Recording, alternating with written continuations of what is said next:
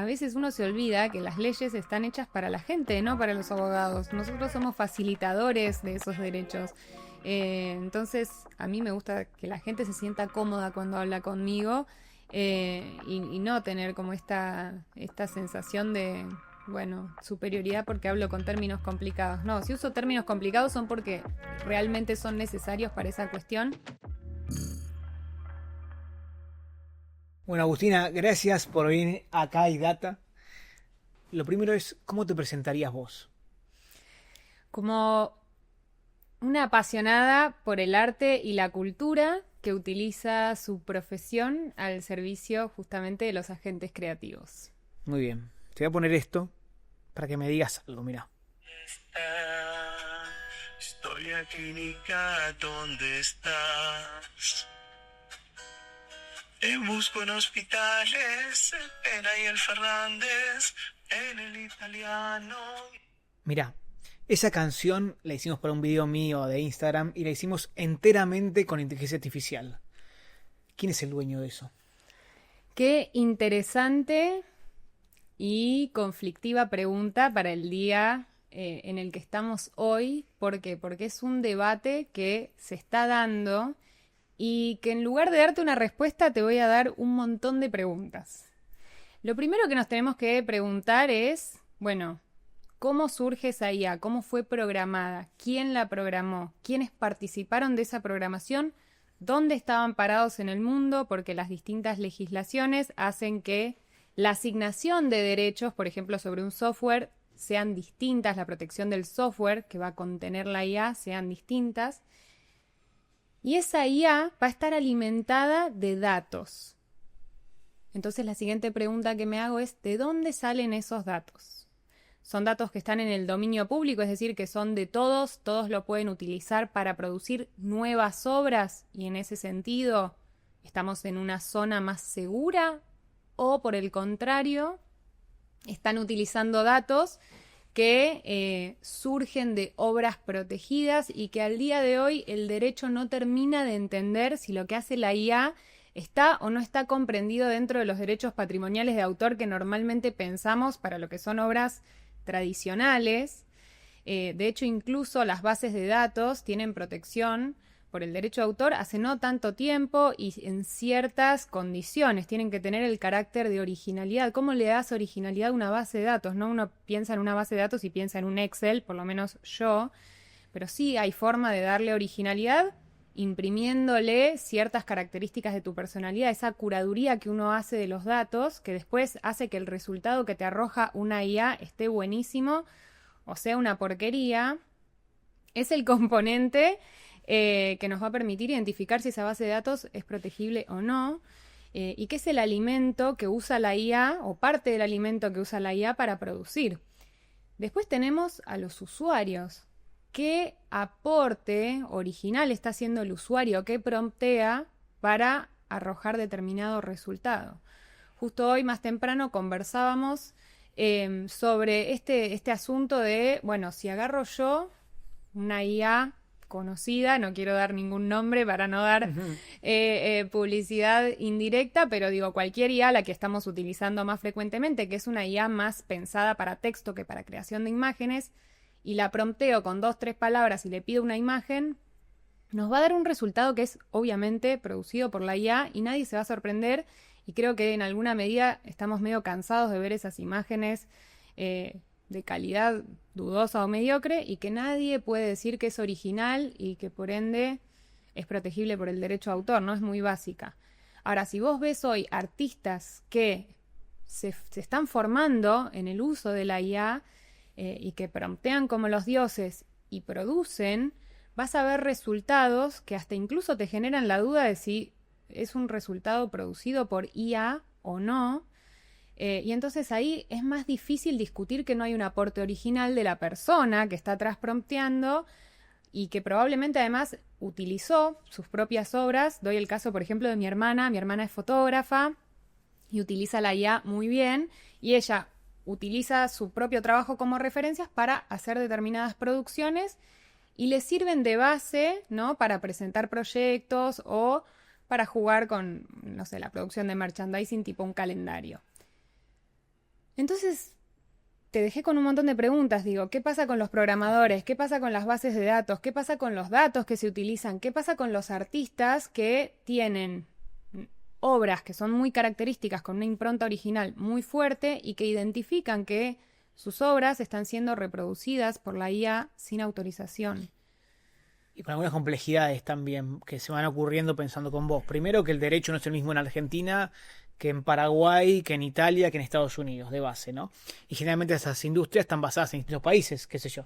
Seguramente las aplicaciones que decíamos recién de IA no son argentinas, o sea, su origen es de otro país, para arrancar. Segundo, otra cosa que me llevo de lo que dijiste es el prompt, la importancia del prompt. Que hoy en día, por ahora, la gran mayoría de IAs generativas que conocemos necesitan por lo menos de un prompt inicial.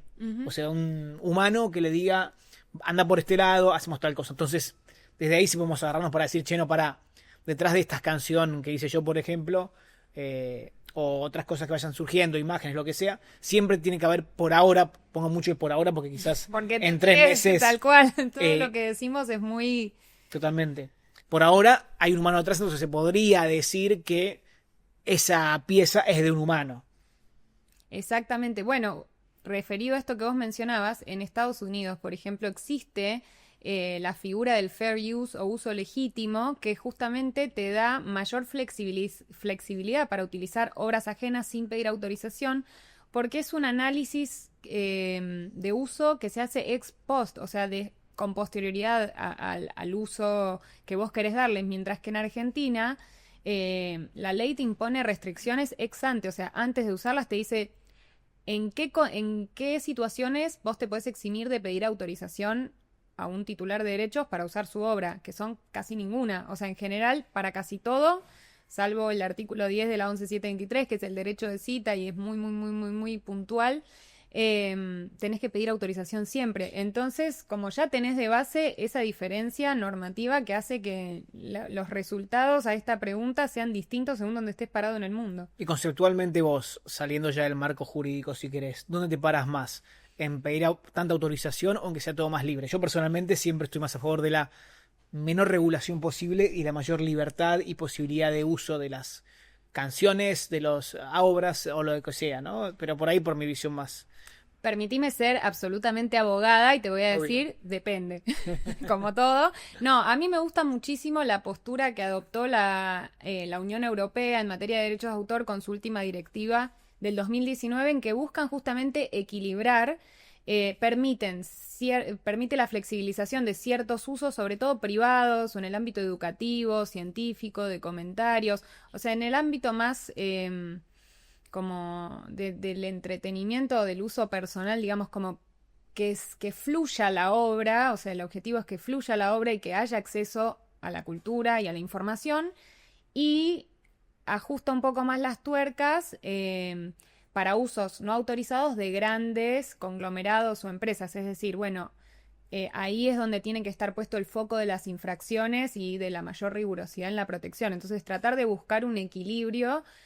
Yo me posiciono obviamente más a favor de que las personas creadoras sean reconocidas por su trabajo y que puedan vivir de su creatividad. O sea, el objetivo es que puedan monetizar sus obras, eso para mí es fundamental, pero también tenemos que considerar que cuando uno crea una obra le pone mucho de sí, o sea, hay un vínculo emocional con esa creación.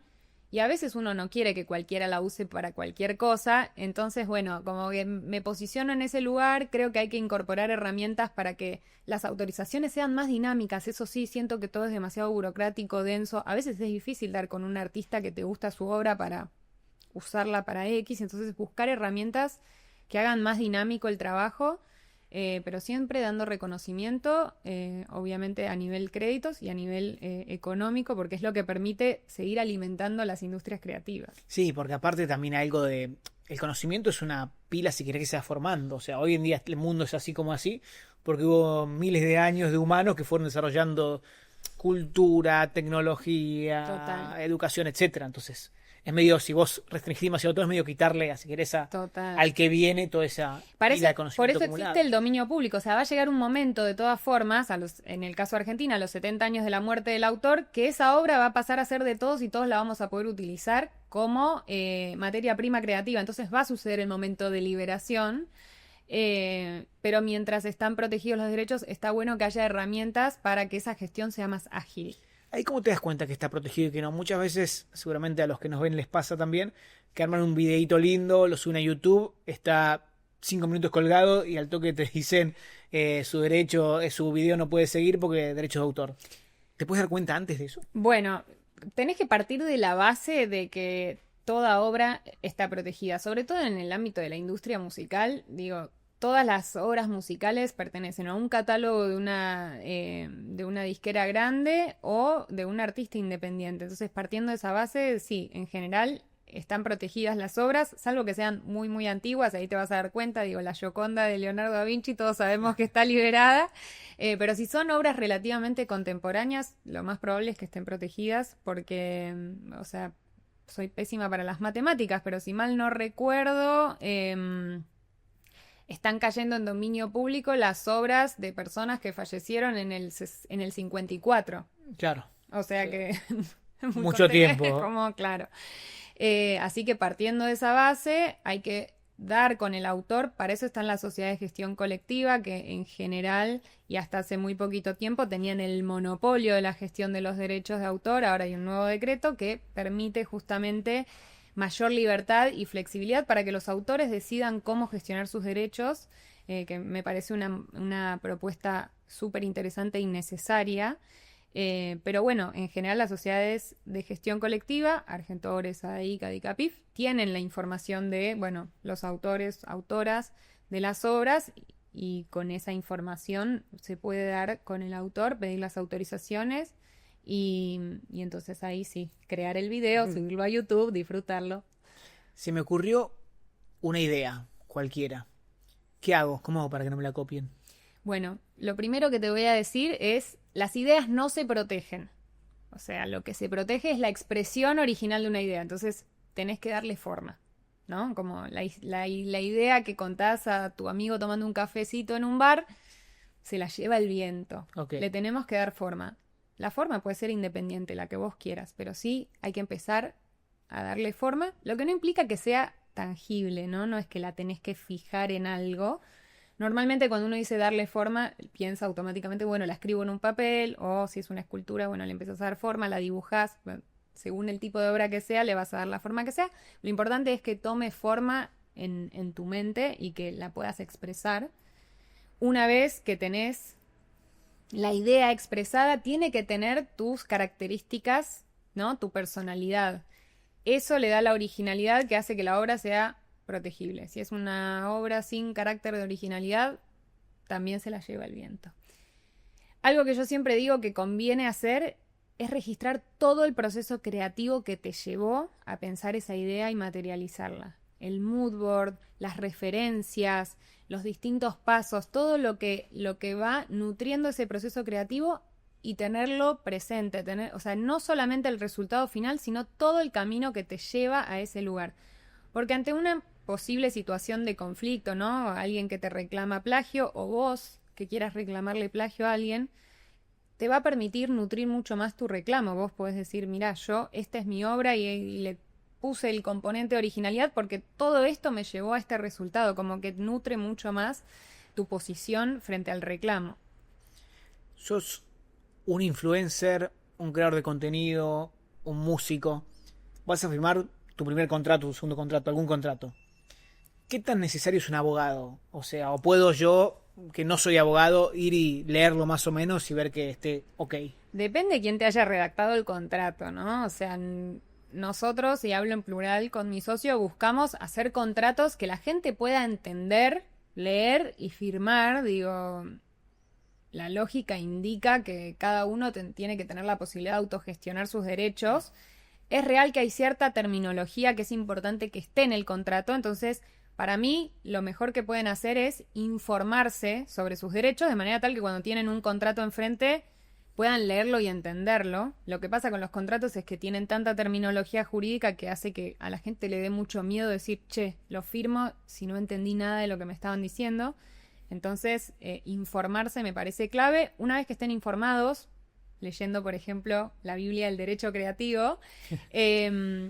Pasé el chivo bien, contá un poco qué es la Biblia del Derecho Creativo. Es nuestro nuevo libro, el libro que sacamos junto a mi socio Ezequiel, que está pensado justamente para las industrias creativas. O sea, lo que hicimos fue bajar toda esta terminología legal a un lenguaje cotidiano que la gente pueda leer, entender y después cuando lo vea en su contrato identifique, esto refiere a este punto, a esta cuestión, a este derecho, y pueda sentirse más cercano y también pueda pedir cambios si lo requiere, si la situación lo requiere, decir, bueno, no, acá en lugar de cesión prefiero que diga licencia, porque la cesión es permanente y la licencia es una autorización temporal y yo prefiero que esto tenga un principio y un fin, ¿no? Entonces como que lo puedan entender. Pero Freno ahí. ¿Qué es el derecho creativo? Bueno, el derecho creativo es una rama del derecho a la cual nosotros le pusimos nombre justamente porque queríamos acercarla a quienes está dedicada, que son los agentes de las industrias culturales y creativas. Se desprende de la lógica de la propiedad intelectual que normalmente está asociada con las grandes empresas, las industrias farmacéuticas o del entretenimiento, pero mega, ¿no? Disney, Pfizer, Coca-Cola, y que en realidad el derecho creativo existe y está pensado para todos los agentes culturales, los freelancers, el filmmaker, el productor audiovisual, el diseñador gráfico, el ilustrador, fotógrafo, artista de la rama que sea, y que se nutre de distintas ramas, como base la propiedad intelectual, pero bueno, hay derecho contractual, hay derecho societario, hay derecho civil, a veces derecho laboral, entonces bueno, de alguna manera pensamos en esa idea para que puedan apropiarse de esa rama del derecho, ¿no? Que la sientan cercana y propia. No sé qué abogado, qué juez, no me acuerdo bien, decía que cuando los abogados empiezan a complicar mucho y no se entiende para la gente como un contrato o un fallo o lo que sea, es porque hay algo raro ahí. Claro, sí, tal cual. Es que sí, en realidad a veces uno se olvida que las leyes están hechas para la gente, no para los abogados. Nosotros somos facilitadores de esos derechos. Entonces, a mí me gusta que la gente se sienta cómoda cuando habla conmigo. Y no tener como esta sensación de, bueno, superioridad porque hablo con términos complicados. No, si uso términos complicados son porque realmente son necesarios para esa cuestión.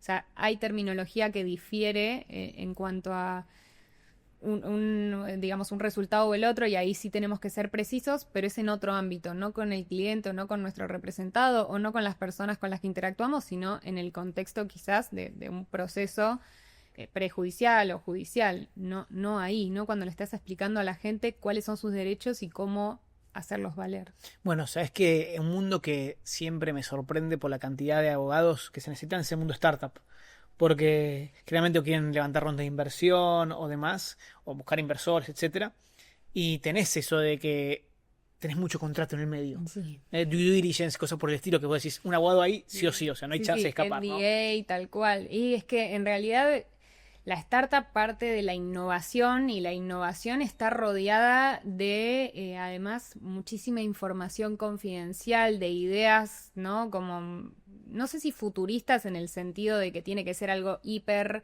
lejano, pero sí es algo en general novedoso.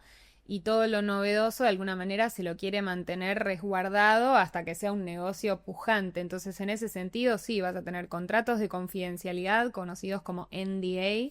Después los contratos para el pacto de socios, ¿no? Porque en general, bueno, vos decís, quiero hacer una startup. Lo comentás con tus amigos o quizás con gente conocida, depende cómo sea el contexto. Y empezás a laburar y no tenés las conversaciones incómodas que son necesarias, decir, che, bueno, ¿cómo vamos a organizar la empresa? ¿Cómo vamos a organizar el proyecto? ¿Qué pasa si uno quiere salirse? ¿Cómo vamos a evaluar esto que todavía no tiene precio? Si uno se quiere bajar porque se va a vivir, no sé, a Suecia y se complica. O algún conflicto entre ellos también. O un conflicto, yo no quiero poner porque si no los abogados somos siempre los que ponen el conflicto. No, bueno, puede pasar. Pero digo, en el mejor de los casos, si alguien se quiere ir por otro motivo que no tenga que ver con ninguna cuestión conflictiva, genera conflicto no haber tenido esas conversaciones previamente, decir, bueno, si te querés ir, ¿cómo te vas? ¿Y qué te llevas? Entonces, bueno, ahí se necesita un pacto de socios que es independiente del estatuto que vas a usar para constituir una sociedad, una SAS, una SRL, una SA, una C Corp, dependiendo de dónde la vayas a constituir. Y bueno, obviamente todos los contratos de colaboración, los contratos de servicios con el equipo que va a estar prestándote servicios. No, sí, la verdad es una gran estructura contractual. Sí, Muy ahí, divertida. abogado sí o sí, ahí Sí no, o no hay sí. no hay forma de escapar, No, a diferencia del otro que te decía. ¿Sentís que a veces el trabajo creativo se menosprecia? De los que crean contenido, crean cosas o está medio desvalorizado, tanto de parte del creativo como de parte del que lo contrata. totalmente. Yo creo que es como un círculo vicioso. Por una parte, el creativo muchas veces se informaliza. Está este mito de, bueno, no quiero usar contratos porque el cliente va a pensar que soy conflictivo. No registro mi marca porque en realidad todavía no facturo mucho, entonces ¿para qué? No registro mis obras porque ¿quién las va a usar? Primero está como esta autopercepción errada y después por otro lado los clientes, ¿no? Que quizás vienen de industrias más tradicionales y dicen, bueno, no, si no vendes producto o no haces determinado servicio, en realidad tu trabajo no vale tanto, pero bien que necesitan al creativo para salir al mercado, para salir a vender. Y algo que yo siempre digo es, si piensan que el arte o la cultura o la creatividad es improductiva, pregúntense cómo sobrevivimos a la pandemia, ¿no? Basado en industrias creativas, nos las pasábamos leyendo, escuchando música, viendo películas, consumiendo contenido. Así que es una industria súper pujante. No, en la pandemia sin la industria creativa nos moríamos, olvídate, existe. lo teníamos que hacer. Nada, entonces hay que, o sea, para mí los agentes de esas industrias tienen que cambiar su autopercepción, profesionalizarse y de esa manera van a ser percibidos como corresponde. Bueno, quizás mucho de lo que vivimos hoy en día de los streamings, Netflix, no sé, Amazon, Disney, ayuda mucho también, ¿no? A esa valorización. Sí, y además hoy es como más cercano, antes de alguna manera tenías el individuo, ¿no? Como ese engranaje muy chiquitito perdido en esa gama de grandes empresas o de grandes relaciones. Hoy creo que un profesional independiente tranquilamente puede trabajar con un monstruo del mercado sin tantos intermediarios, entonces eso hace que de alguna manera, bueno, se revaloricen porque se dan cuenta que su trabajo vale y que pueden llegar muy lejos sin necesidad de... Bueno, siempre pongo el caso de María Becerra, que empezó cantando por YouTube y a partir de eso logró un éxito tremendo. Bueno, toda esa generación Duki, Bizarrap, etcétera, son pibes que vienen súper de abajo y Total. que fueron, gracias muchas a las nuevas tecnologías, se lograron ser conocidos y hoy en día Total. son el hit que son. Y se autogestionaron hasta que después, bueno, Sí. Se convierten en obvio, sí, necesitas como hay un equipo, pero mientras tanto eran ellos con su espacio, su micrófono, su talento y un buen criterio, ¿no? Y bueno, también tenés personalidades con menos criterio que han cometido errores y que les ha costado la carrera, ¿no? No nos olvidemos Paulo Londra, por ejemplo. Totalmente. ¿Cuánto tiempo parado sin tocar estuvo? Exacto. Bueno, Taylor Swift, que tuvo criterio, salió muy bien y bueno, ella tiene toda una espalda para bancar sus decisiones atrás, pero digo, hay mucho de esto, sí. Y vos sos una emprendedora también. Tenés tu startup legal, Acuerdo Sencillo. ¿Qué es? Acuerdo Sencillo es un proyecto que surgió justamente con este objetivo de acercar herramientas legales para creativos, para artistas que tengan la posibilidad de autogestionar y crear sus propios contratos básicamente, con toda la estructura y el conocimiento legal de quienes lo desarrollamos, pero que de alguna manera puedan, con algunas preguntas incisivas, armar su propia estructura contractual y que puedan empezar a profesionalizarse. Así que nada, es un proyecto súper valioso para nosotros y que nos dio muchas alegrías, también muchas frustraciones en cuanto al proceso, ¿no? De constituir una startup, salir a buscar inversión e instalarte en el mercado, en un mercado que justamente todavía le cuesta un poco como incorporar esa herramienta a su práctica cotidiana, pero bueno, es parte del proceso de aprendizaje, así que... Y más que nada, artistas emergentes. Exactamente. Bueno, artistas emergentes, vayan, hablen con Agustina ahí que los ayude a empezar su carrera y no mandarse en ningún lío. Exacto. ¿Tenés algún caso bien ejemplificador que te haya tocado de estos temas en esta nueva era digital que estamos viviendo? Que vos decís, che, esto marca justamente lo que hago, los problemas que hay, cómo se resuelven, etcétera. Y a ver, sí, tenemos un montón de casos, no puedo dar nombres y eso hace que sea muy difícil contarlos, pero bueno, pasa muchísimo en entornos digitales. el desconocimiento que hay respecto de, bueno, cuáles son sus derechos y hasta dónde pueden hacerlos efectivos. Hay un tema que es quizás como el más frecuente que sucede en redes, que tiene que ver con el universo de las marcas. Y acá hago una aclaración, es que las marcas son territoriales, ¿no? Entonces, cuando uno crea su marca, va, la pone en redes, tiene su handle y empieza a pasar que aparecen otros emprendimientos con el mismo nombre. ¿Qué pasa? ¿Tener tu handle en redes significa que ya tenés tu marca registrada? No, obviamente que no. Y que necesitas tenerla registrada y también necesitas entender que el entorno digital no es el entorno físico y entonces pueden coexistir dos marcas idénticas, una en Argentina y una en Bolivia y las dos estar en Instagram y tener el mismo nombre y entonces eso puede llegar a ser un problema y hay que ver de qué manera resolverlo. Y después también entender que lo que está en internet no es de internet, entonces también pasa mucho que los artistas dicen, bueno, no, yo subí mis obras a internet y empezaron a circular y no puedo hacer nada porque, bueno, nada, no tengo forma de rastrear a la persona que las está usando, o bueno, yo las subí voluntariamente e Instagram dice que cuando subo contenido a las redes lo estoy licenciando, no, bueno, ahí es importante que sepan que no es así. Vos cuando subís contenido a una plataforma, le licenciás a la plataforma que lo pueda utilizar, pero con la finalidad de que la plataforma funcione y no implica que cualquier usuario que está en Instagram pueda utilizar tu contenido. Eso está implícito ya.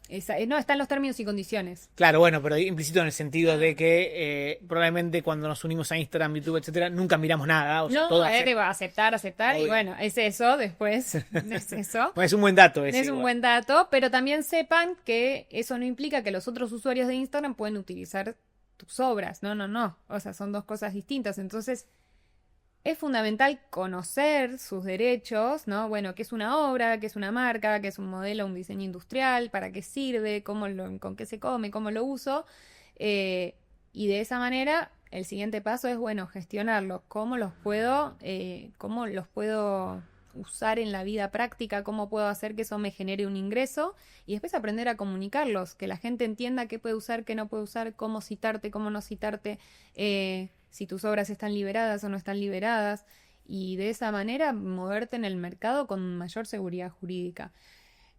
Así como casos prácticos, nos pasa mucho esto de el desconocimiento o el no entender si las leyes, ¿no? que surgen de estos espacios aplican en esos entornos o no, y sepan que el entorno digital es el mismo que el físico en este sentido, o sea, la ley que nos aplica en la calle, nos aplica en las redes, pero sí tenemos que saber que las redes no tienen fronteras y eso hace que todo sea difícil. Un poco volviendo a la primera pregunta que nos hicimos de IA, ¿no? Bueno, si yo estoy en Argentina y otra persona está en Estados Unidos, ¿qué hacemos? ¿Cómo resolvemos los inconvenientes? Las plataformas te ponen a disposición ciertos sistemas, pero quizás para mí el sistema que mejor funciona es entender tus derechos. Bueno, ahí quería ir con esta pregunta que te voy a hacer. Yo me muevo mucho en el mundo cripto. Me encanta el mundo cripto. Bueno, ahora con lo que pasó tuvimos bastante para hablar. Mucho. Pero al margen de eso, muchas veces está la pregunta educación o regulación. Y yo lo que digo siempre es, primero eduquemos en ese mundo para que caiga la menor gente posible en las estafas y después regulemos lo menos posible. Porque creo que también hoy en día en Argentina, más allá que hay mucho usuario cripto, todavía no hay mucho conocimiento como para regularlo. Total, ¿bien? sí. Y a lo mismo, o sea, todo este mundo de nuevas tecnologías. En ese marco, ¿sentís que más que nada la gente de la industria en este tiempo de copyrights laxos, por decirlo de una manera, debería estar un poco más educada en el derecho creativo? Totalmente. Y ahí traigo un término que se usa mucho en derecho y que es como crear un sandbox, un arenero, en donde justamente lo que se busca primero es jugar un poco, bueno, a ver qué pasa, ¿no? Cómo se mueve, y de alguna manera fue un poco cuando surgió el entorno de internet, bueno, se dejó un poco jugar y después se empezó a regular cuando se empiezan a identificar cuáles son los problemas. Si vos tenés algo novedoso y automáticamente salís a regularlo, corres el riesgo de no saber qué vas a estar regulando, porque tipo, ¿cuáles son los riesgos? O sea, entonces uno tiene que estar ahí muy, muy presente, muy informado, y las personas, los tomadores de decisiones tienen que estar muy empapados, muy informados para que las regulaciones sean eficientes y no sean simplemente cosas, bueno, que me parece o que escucho que pueden servir, sino realmente empaparse de cuáles son las problemáticas que eso puede traer y regular acorde a favor, más flexibilidad, menos flexibilidad, más limitación, pero absolutamente creo que antes de llegar a esa etapa, necesariamente tenemos que educarnos. Nosotros tenemos una ley de propiedad intelectual, es el régimen de propiedad intelectual, pero en realidad es una ley de derechos de autor, de 1933, que sufrió mínimas modificaciones, pero digo, todavía nos debemos todas las modificaciones propias de la era de Internet, ¿no? Que como otras legislaciones han adoptado, digo, la DMCA en Estados Unidos, las directivas en Europa, y acá en Argentina hay un montón de cosas que todavía no incorporamos. Tenemos una deuda enorme en términos yo digo mucho normativos. que muchas veces los estados liberales democráticos fallan justamente por el delivery de servicios, es decir, vos en tu vida privada tenés tal calidad de servicios y el Estado fracasa en todo porque es un Estado diseñado para 1930, recién vos lo decías. Y esto justamente te iba a preguntar, me sacaste la boca la pregunta de cuándo es esa ley. Pensá Claro, sí, lo que cambió el casi mundo 100 años. de 1933 a ahora. O sea, cambió la educación. Hoy en día te educas de otra manera o vas a educarte mucho más de otra manera. El trabajo, mucha gente hoy en día labura desde su casa conectado. Consumís cultura diferente. En ese momento la ley abordaba más que nada la industria editorial, que era como lo más pujante en ese momento. Hoy en día, sí, sigue siendo, se transformó muchísimo la industria editorial, por supuesto. En ese momento solo se planteaban libros físicos. Hoy, digo, tenés libro físico, tenés libro Obvio. digital, digo, pero tenés Ni un hablar la montón de música, otras Spotify, o sea. música, por supuesto, tal cual. En ese momento se consideraba la música tradicional, tradicionalmente concebida y reproducida y ejecutada. Y así, bueno, hubo algunas incorporaciones para la industria del cine, pero digo igual, o sea, hay un montón de industrias que todavía no fueron abordadas, y hay un montón de formas de ejercer derechos de propiedad intelectual, de autor puntualmente, que no terminan de encontrar su forma porque no y eso nos también te ayuda. frena el desarrollo. O Sí. sea, una mala regulación Ujú. te frena mucho el desarrollo. Partiendo de la base, con estos tips de, bueno, ¿cómo hago para que no me roben una idea? Yo siempre digo, si bien la ley no te exige el registro, ¿no? En Argentina no exige ninguna formalidad. Vos desde el momento en que creas tu obra tenés tus derechos morales y económicos de autor. Siempre recomendamos que hagan el registro para ponerle una fecha cierta a esa creación. En derecho decimos, bueno, poner una fecha cierta, es decir, tal día, tal hora, en tal lugar, yo creé una obra y este papelito lo dice, básicamente para explicarlo fácil. Y vos vas a la Dirección Nacional de Derecho de Autor y las categorías que tenés disponibles para registrar una obra, a mi entender, son vetustas. O sea, hay un montón de obras que no podés encontrarles una forma natural de registro y tenés que optar por una que no le corresponde para por lo menos llevarte el papelito cuando sería tan sencillo implementar una reforma y que todas esas obras creativas se vean representadas. Y que sea más dinámico también, es decir que... Y alentás a la gente a que vaya a registrar. Ahora, si el creador de contenido no tiene dónde registrar su obra, bueno, dice, no lo hago. Ya fue, obvio. Exactamente. Te hago la última, que se la hago a todo el mundo. ¿Cómo ves tu profesión de acá a 20 años? ¿Van a seguir existiendo los abogados? Sí, por supuesto. Vamos a seguir existiendo porque siempre va a haber dos caras de una moneda. El abogado va a transformarse, no va a ser tanto digamos, un profesional que ejecute locamente para facturar y poder vivir de su profesión, sino que va a transformarse en una persona que creo que es una evolución positiva para la profesión.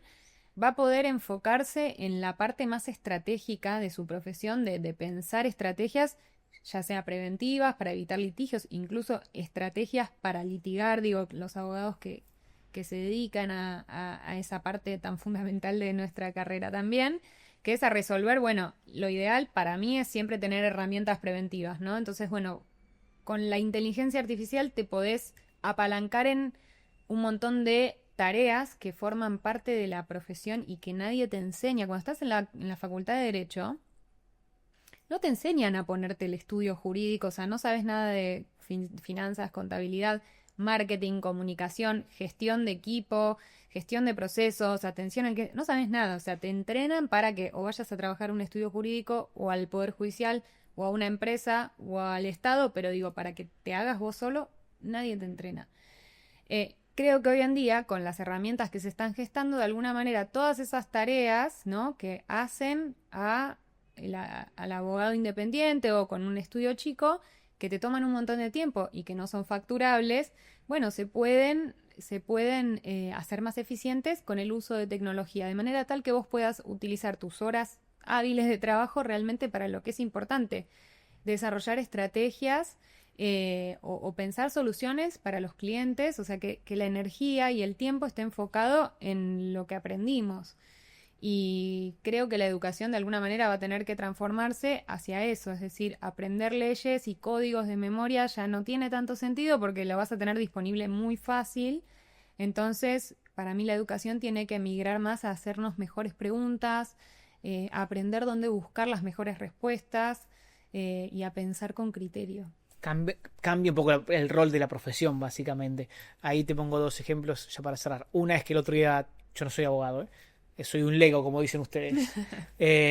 Pero tenía que mirar un contrato y lo que hice, se la di una IA, le dije, ¿qué te parece esto? Y me dio una respuesta.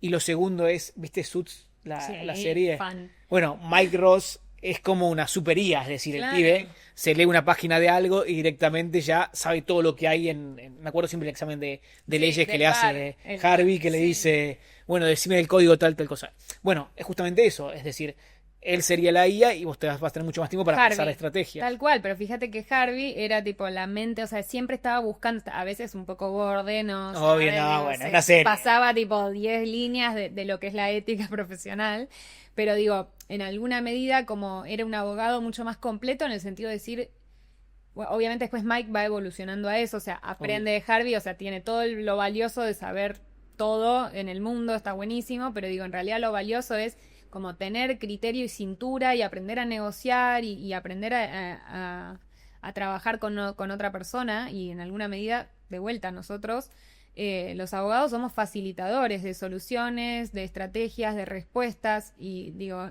muchas veces nuestros representados o clientes tienen un conflicto con la otra parte. Nosotros como profesionales, y cuando me encuentro con un profesional del otro lado, lo que tenemos que buscar no es acrecentar el conflicto y que no se llegue a ninguna solución, sino buscar puntos en común para, en la medida de lo posible, con digamos, el menor litigio posible también, llegar a una solución que para las dos partes sea aceptable. Y creo que eso la IA no sé, no me la imagino haciéndolo en el corto plazo. Por lo menos. Quizás a futuro, viste que hay algunos videos dando vuelta de la IA que empiezan a hablar Entre ellas. En código aparte hablan. Así que no sé. Pero digo, en principio creo que la empatía humana no la van a poder reemplazar. Bueno, muchas gracias Agustina por tu Un tiempo. placer, gracias a vos Darío, un placer enorme hablar y nada, muy feliz de estar acá. Bueno, véanlo.